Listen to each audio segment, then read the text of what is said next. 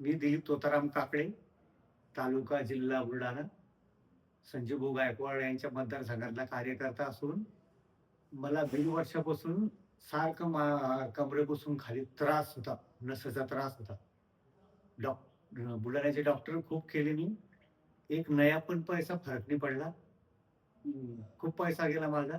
मग माझे भाऊ नामदेव काकडे आणि त्यांची पत्नी यांनी पैठण येथे जनसेवा आरोग्य न्यूट्रोस्पाईन केंद्र सेंटर येथे ट्रीटमेंट घेतली आणि त्यांना गुण आला आणि त्यांनी नंतर आम्हाला सांगितलं. मग आम्ही माझ्या मुलांनी पुन्हा मला इथं आणलं. मला तिसऱ्याच दिवशीपासून फरक जाणवायला लागला. तर मी दररोज येताना 4-5 ठिकाणी उठत बसत येत होतो. आता डायरेक्ट घरी जाऊन एकटा नॉनस्टॉप घरी येतो, नॉनस्टॉप जातो. मला पूर्णपणे 100% फरक पडलेला आहे. अरे थोडं तर आहे तसं आता जास्त झालं नवीन-नवीन.